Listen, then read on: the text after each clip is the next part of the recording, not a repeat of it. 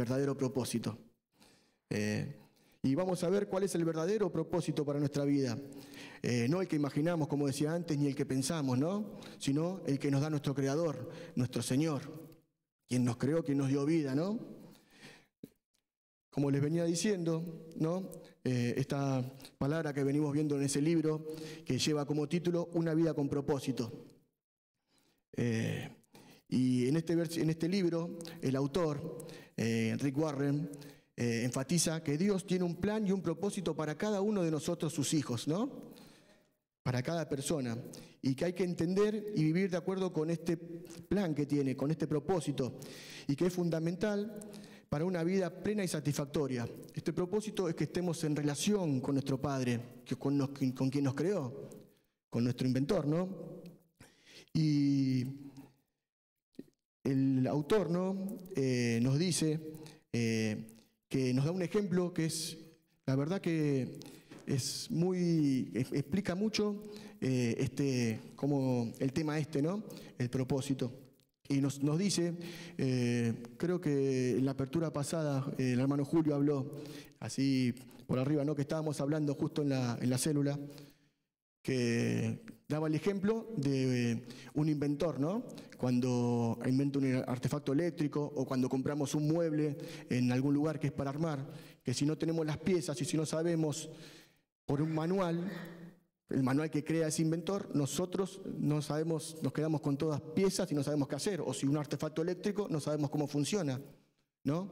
Entonces me pareció un ejemplo verdaderamente gráfico, ¿no? Para entender que nuestro Señor es quien nos creó, entonces nosotros tenemos un propósito, pero el propósito nos lo da el Señor.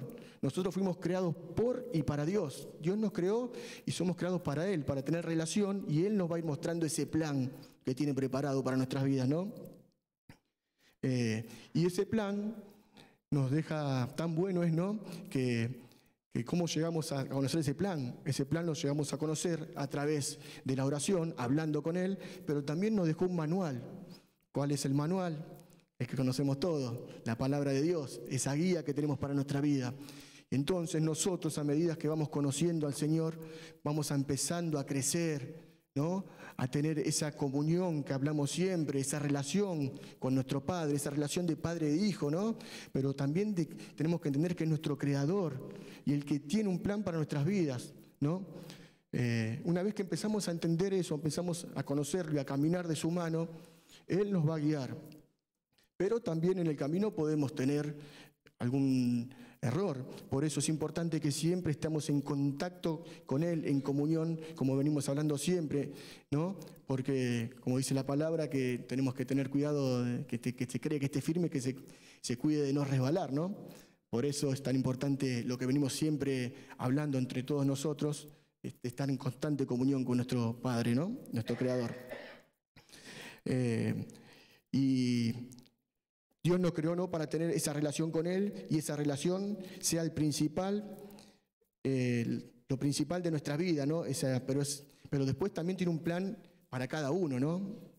Y la Biblia, en la palabra, dice en Isaías 43:7, no lo busquen, eso se los digo yo, dice: todos los llamados de mi nombre, los que para gloria, viva, cree y formé, para gloria, viva, cree y formé. Este versículo nos enseña que debemos reconocer que somos creados por y para Dios, como les venía hablando antes, ¿no? Como les venía hablando antes, ¿no? Y a través de todas estas herramientas que nos da, nosotros empezamos esa comunión con nuestro Padre amado. Ahora vamos a ir a la palabra, ¿no? Pero antes de eso, los quiero poner un poco en contexto. Voy a hablar del propósito que Dios tenía para Jonás, ¿no? Jonás fue un profeta que vivió en el año 8 a.C., ¿no? Durante el reinado del rey Jeroboam II y en Israel.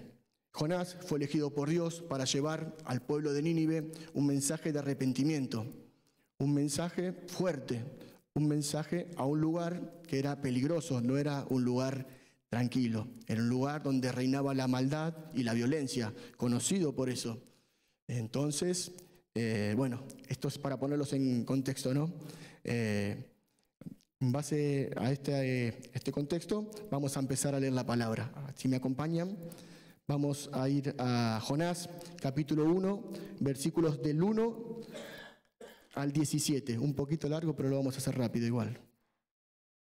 Cuando lo encuentran me dicen amén.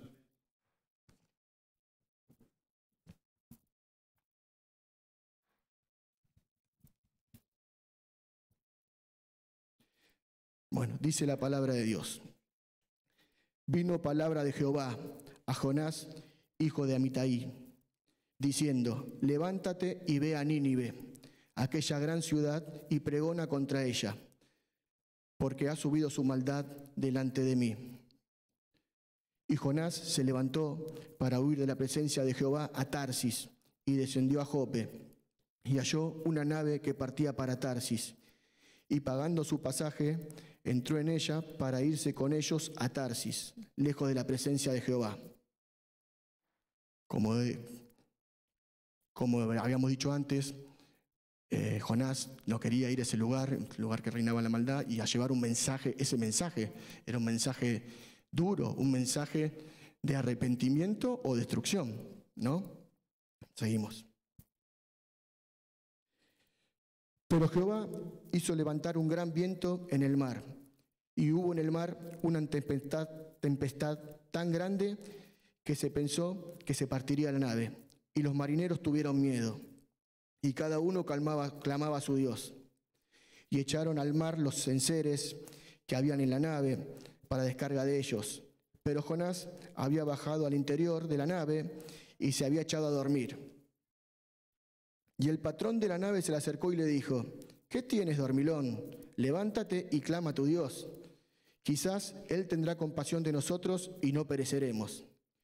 Y dijeron cada uno a su compañero, venid y echemos suertes, para que sepamos por causa de quién nos ha venido este mal. Y echaron suertes y la suerte cayó sobre Jonás. Claro, no sabían por qué tenían ese mal y clamaban a su Dios y no sabían qué hacer. En su desesperación estaban por morir, estaban por perecer. Y bueno, cuando clamaron y cuando echaron suertes, cayó en Jonás, ¿no? Vamos a seguir con la palabra. Entonces le dijeron ellos, declaramos ahora por qué nos ha venido este mal. ¿Qué oficio tienes y de dónde vienes? ¿Cuál es tu tierra y de qué pueblo eres? Y él les respondió, soy hebreo y temo a Jehová, Dios de los cielos, que hizo el mar y la tierra. Ahí ya nos vamos dando cuenta, ¿no?, cómo se desarrolla la historia. Y aquellos hombres temieron sobremanera y le dijeron, ¿por qué has hecho esto? Porque ellos sabían que huía de la presencia de Jehová, pues él se los había declarado. Y le dijeron, ¿qué haremos contigo para que el mar se nos aquiete? Porque el mar se iba embraveciendo más y más. Y él les respondió, tomadme y echadme al mar, y el mar se os aquietará. Porque yo sé que por mi causa ha venido esta gran tempestad sobre vosotros. Y aquellos hombres trabajaron para hacer volver la nave a tierra, pero no pudieron, porque el mar se iba embraveciendo más y más contra ellos. Entonces clamaron a Jehová y dijeron, te rogamos ahora, Jehová, que no perezcamos nosotros por la vida de este hombre, ni pongas sobre nosotros la sangre inocente, porque tú, Jehová, has hecho como has querido. Y tomaron a Jehová y lo echaron al mar, y el mar se aquietó su furor. Y temieron aquellos hombres a Jehová con gran temor y ofrecieron sacrificios a Jehová e hicieron votos.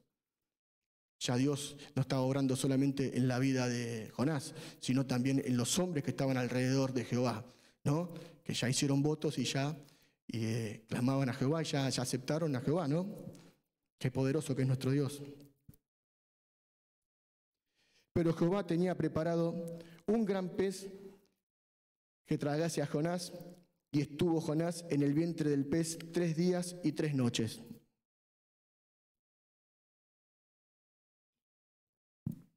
Bueno.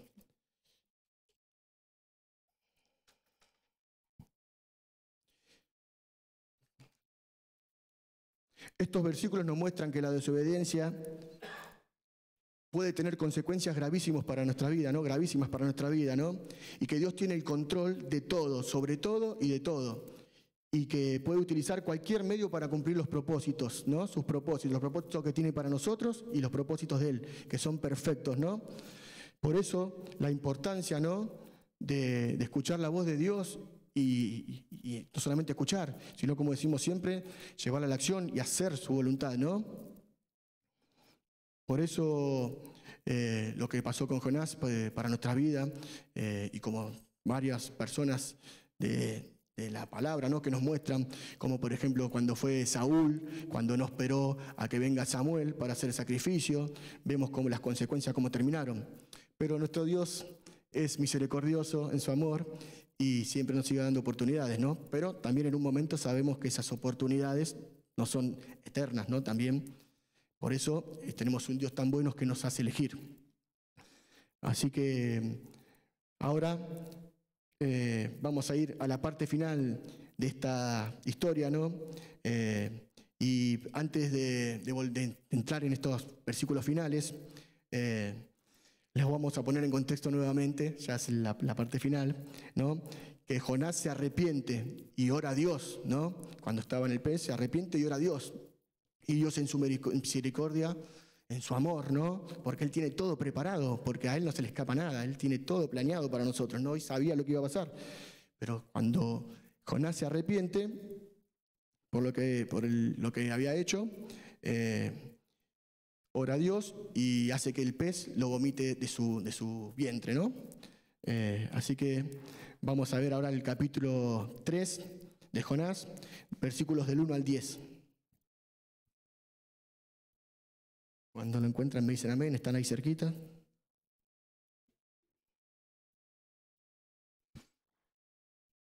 Bueno, dice la palabra de Dios. Vino palabra de Jehová por segunda vez a Jonás, diciendo, levántate y ve a Nínive, aquella gran ciudad, y proclama en ella el mensaje que yo te diré. Y se levantó Jonás y fue a Nínive, conforme a la palabra de Jehová. Y era Nínive, ciudad grande en extremo, de 3 días de camino. Y comenzó Jonás a entrar por la ciudad, camino de un día, y predicaba diciendo, de aquí a 40 días Nínive será destruida. Y los hombres de Nínive creyeron a Dios, y proclamaron ayuno, y se vistieron de cilicio, desde el mayor hasta el menor de ellos. Y llegó la noticia hasta el rey de Nínive, y se levantó de su silla, se despojó de su vestido, y se cubrió de cilicio, y se sentó sobre ceniza.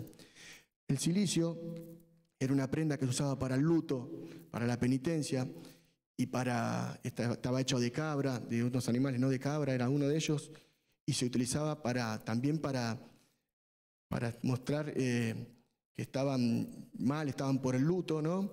Y que querían volverse a Dios, estaban mal por lo que habían tenido, querían volver al camino. El pueblo de Nínive entiende el mensaje y se vuelca nuevamente a Dios, quiere volcarse nuevamente al camino que Dios había marcado para ellos, ¿no? Y que se habían desviado. E hizo proclamar y anunciar el rey de Nínive, ¿no? En Nínive, por mandato del rey y de sus grandes, diciendo, hombres y animales, bueyes y ovejas, no gusten cosa alguna, no se les dé alimento ni beban agua, sino cúbranse de cilicio, hombres y animales, y clamen a Dios fuertemente, y conviértase cada uno de su mal camino y de la rapiña que hay en sus manos. ¿Quién sabe si se volverá y se arrepentirá Dios y se apartará del ardor de su ira y no pereceremos? En esta versión dice que se arrepentirá, pero Dios no se arrepiente. Dios tiene todo planeado. Dios tiene misericordia y nos da oportunidades. Dios es perfecto y el plan de Dios es perfecto. Y vio Dios lo que hicieron, que se convirtieron de su mal camino y la Reina Valera dice, se arrepintieron del mal que había dicho que les haría y no lo hizo. No es que se arrepintió, como volvemos a decir. En su misericordia Dios nos perdona, pero llega un momento que cuando nosotros nos queremos elegir, se termina, ¿no? Esto nos muestra que Dios, como veníamos hablando, es paciente y en su misericordia, y que nos da oportunidades para que nosotros nos volvamos al camino si nos salimos del camino, ¿no? Porque Dios nos creó, Dios nos ama, Dios es nuestro Padre. Entonces Él no quiere que nos salgamos del camino, pero está en nosotros esa decisión que tomamos, ¿no?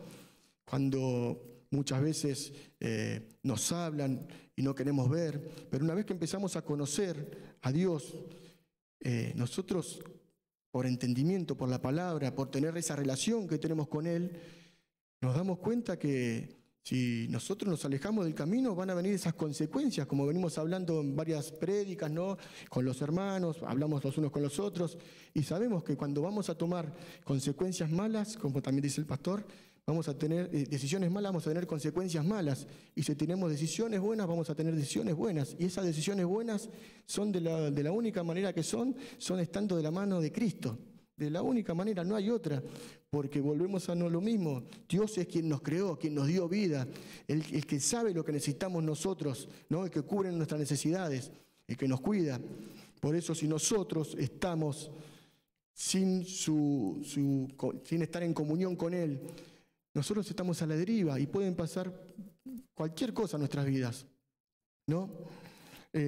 Por eso les quería hablar de esta palabra, ¿no? Ese propósito que tuvo Dios en Jonás, como en varios héroes de la fe en la Biblia, varias personas, ¿no? Que el propósito de Dios para Jonás, que fue que proclamara ese mensaje de arrepentimiento a la ciudad de Nínive, ¿no? Y de igual manera que Dios tiene un propósito para cada uno de nosotros en nuestras vidas, ¿no? Por eso nosotros, como hijos de Dios, debemos escuchar la voz, como venimos hablando, de nuestro Creador y ser obedientes. Y llevar, además de buscar el propósito, como estamos diciendo, nosotros sabemos que tenemos el propósito de tener esa relación con Dios, pero después tenemos nuestro propósito individual que Dios nos va dando a medida que lo vamos conociendo, eso es individual, pero también tenemos la obligación, ¿no? Como hijos de Dios, de llevar el mensaje de arrepentimiento a todas las personas, a todas las naciones, como dice la palabra, ¿no? Que están a los alrededores nuestros, ¿no?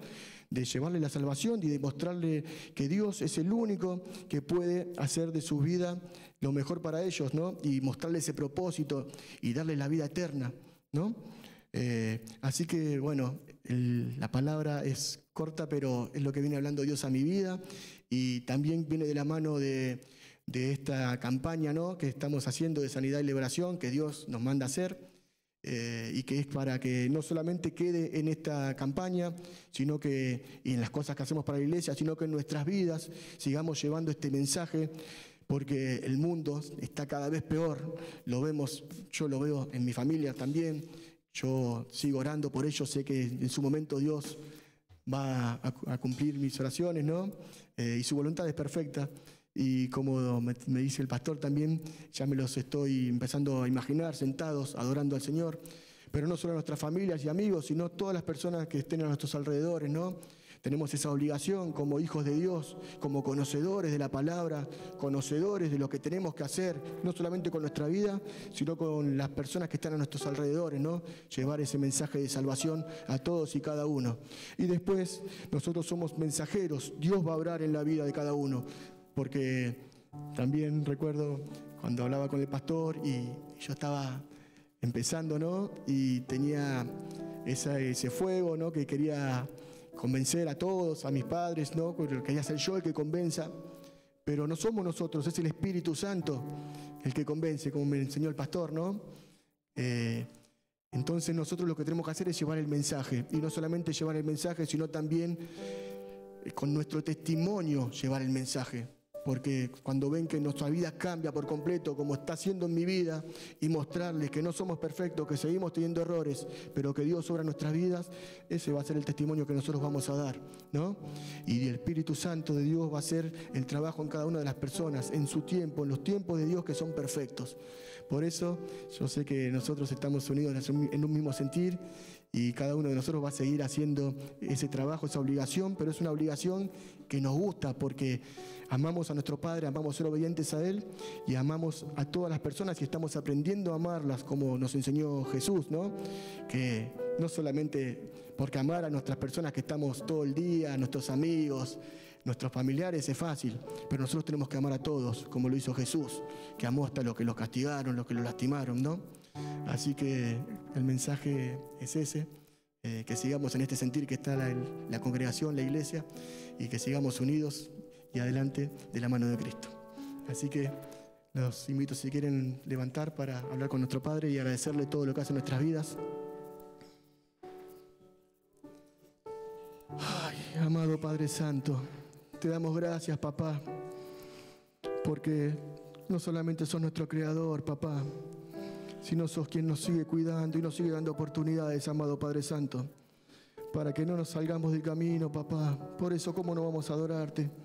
¿Cómo no vamos a seguirte, amado Cristo Jesús, si vos sos la vida, si vos sos el camino? Por eso nosotros te elegimos y seguimos yendo a tus pies, rindiéndonos, para que sigas obrando en nuestras vidas, para que podamos ser un poco cada día más parecido a vos, para que podamos llevar ese mensaje a cada una de las personas que nos rodean, papá, para que puedan tener la salvación y que puedan conocerte.